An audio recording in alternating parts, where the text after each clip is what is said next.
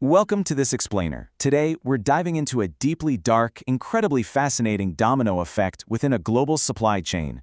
We're going to trace how one very specific wartime transaction ended up funding a dictatorship in Europe, and how that, in turn, bankrolled a brutally oppressive colonial empire in Africa. So let's just jump right into it. Get a load of this staggering number. By the time of the 1974 revolution, Portugal was sitting on 866 tons of gold. Just to put that into perspective for you, this gave a relatively small nation the second largest gold reserve in the entire world, relative to its gross domestic product. It is a massive, almost incomprehensible stockpile of wealth. So naturally, you gotta ask yourself the big historical question here. Where on earth did all this wealth come from? And exactly where did it go? Well, to uncover the truth, we actually have to follow the money backward in time to the absolute height of World War II, and then track it all the way forward to the shores of colonial Africa. Section 1. The Wolfram Fever.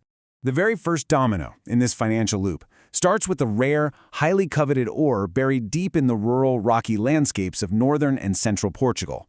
The ore is called wolfram, though you probably know it today as tungsten. It's this dense, heavy metal with a ridiculously high melting point. And why does that matter? Well, because during World War II, it was absolutely invaluable if you wanted to harden steel. To build armor-piercing shells, heavy machinery, or durable tank parts, you absolutely needed wolfram. It was literally as strategically vital to the German war machine as oil. But as Germany's pre-war stockpiles started to dwindle, a pretty stark reality emerged. By 1942 and 1943, Nazi Germany was relying entirely, literally 100% on the Iberian Peninsula to supply its wolfram. Germany's entire production of high-velocity munitions hinged on this one single geographical bottleneck. And this insatiable demand? It triggered what locals called the Fiebre de Wolframio, the Wolfram Fever. It was basically a chaotic 19th century-style gold rush right in the middle of the 1940s. You had tens of thousands of Portuguese citizens just abandoning their farms to go dig for ore in their backyards. Because neutral Portugal was playing the market and selling to the highest bidder, prices skyrocketed by an unbelievable 1,700% in just 15 months. Section 2. Paid in stolen gold. So wolfram hardened the Nazi steel and kept their war machine rolling. But how Germany actually paid for that ore reveals the absolute darkest link in this economic chain. Initially, you see the Germans were paying with paper currency, but by 1941, the Portuguese central bank caught on that the Nazis were paying them with counterfeit notes. In response to this, Portugal's authoritarian dictator, Antonio de Oliveira Salazar, put his foot down. He demanded that all future shipments of wolfram be paid in solid, physical gold, and it was that single demand that fundamentally tied the Portuguese state to stolen wealth. This demand created a horrifying pipeline known as rob gold, or stolen gold. Here's how it worked. Step 1. The gold was looted from the central banks of occupied nations like Belgium and the Netherlands. Tragically, it was also taken directly from Holocaust victims. We're talking dental gold and wedding rings. Step 2. The German Reichsbank smelted it all down and stamped it with fake pre-war dates to hide where it came from. Step 3. They laundered it, mostly through the Swiss National Bank. And Step 4. It was deposited right into the Banco de Portugal in Lisbon.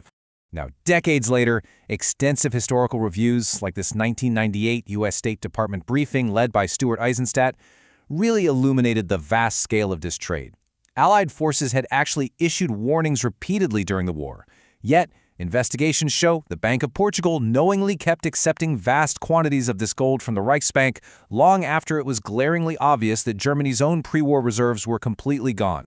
So, exactly how much gold are we talking about here? Well, scholarly estimates indicate that Portugal received a net minimum of 123.8 tons of gold from Germany during the conflict. Back then, that was worth nearly $140 million. And the crazy part, most of this was effectively retained by Portugal even after all the post-war negotiations with the Allies. Section 3. Sustaining the Estado Novo. All right, so this massive influx of Nazi gold obviously enriched the Portuguese state. But to really get the full picture, we have to look at how Salazar wielded this wealth domestically. The gold essentially acted as an artificial life support system for Salazar's Estado Novo, or new state. Established in 1933, this was a deeply conservative, corporatist, and highly nationalist regime. Instead of building a free market, Salazar took this foreign wealth and handed massive economic control over to a few loyal industrial conglomerates. Meanwhile, he used state police to violently suppress any rural farm worker unions. And that brings us to the horrific paradox of the era. On one hand, the state's coffers are just overflowing. The Bank of Portugal's gold reserves increased more than tenfold by 1946. But on the other hand, the Portuguese people were literally starving. Food prices spiked by 98%, the cost of living doubled, and extreme droughts brought severe famine and strict rationing. It was so bad that a British diplomat at the time famously described Portugal as offering the depressing spectacle of a man with full pockets and an empty stomach. Section 4. Financing the empire. So, with the domestic population kept in check by police repression and the state government financially bulletproof thanks to the gold, the regime turned its eyes outward. They used that wealth to tightly bind and control their vast overseas territories. You see, after World War II, the whole world was moving toward decolonization, but the Estado Novo stubbornly refused. They rebranded their colonies in Africa and Asia as overseas provinces, trying to claim that Portugal was just one big pluricontinental nation covering over 2.1 million square kilometers. But holding on to an empire like that, especially when facing intense counterinsurgency wars in the 1960s, required an immense amount of capital. Capital they had secured through wartime gold. Section 5. Forced labor in Mozambique. To make sure these colonies actually stayed profitable and could fund the survival of the regime back home, they institutionalized horrific systems of extraction. This was most obvious in Mozambique. The reality on the ground there was absolutely brutal. In 1947, a Portuguese parliamentarian, Captain Henrique Galvão, submitted a report that completely exposed the rampant use of forced labor. He flat out stated that indigenous populations were simply regarded as beasts of burden. And Galvão's reward for bringing this to light? The regime suppressed his report and eventually threw him in jail for subversive activities. The colonial administration essentially turned this sheer exploitation into a rigid bureaucracy. They relied on specific systems.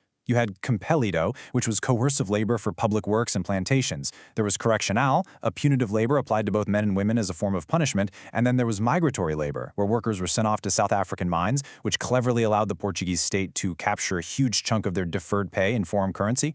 But how did they force people into these systems in the first place? Well, the trick was in the taxes. Under the Estado do Indigenado, the colonial government mandated that all taxes had to be paid strictly in Portuguese currency. Think about that for a second. If an African farmer grew his own food to survive but didn't earn official colonial cash, he couldn't pay his taxes. This deliberately trapped indigenous Africans in a vicious cycle. Submitting to brutal, forced colonial labor became literally the only legal way for them to survive. And here is where the domino effect we've been tracking is undeniably complete. The catalyst, stolen wealth from the absolute darkest chapters of European history, sits securely in the bank vaults of Lisbon. The consequence? That same wealth shields Salazar's regime from economic collapse. It gives his government the fiscal endurance to violently subjugate millions of people in Africa, extracting even more wealth through forced labor just to sustain their empire. When we lay this all out on a timeline, we see a direct, completely unbroken chain. It goes from trading wolfram for Nazi gold in the early 40s, to aggressively retaining those assets post-war, to doubling down on colonial extraction in the 50s, all the way to funding incredibly bloody colonial wars in the 60s and 70s. The entire survival of the Estado Novo was sustained by an initial, unshakable foundation of laundered war profits. Which leaves us with a really heavy, profound question to think about today. If a nation's neutrality is defended as just a pragmatic tool for self-preservation, what is the true long-lasting moral cost when that neutrality is quietly financed by the worst atrocities of the 20th century? It's a hidden financial loop connecting the mountains of Portugal, the vaults of Switzerland, the tragedy of the Holocaust, and the forced labor camps of Mozambique. Thank you for joining me on this explainer, and I really hope this leaves you looking at the history of global economics in a completely different light.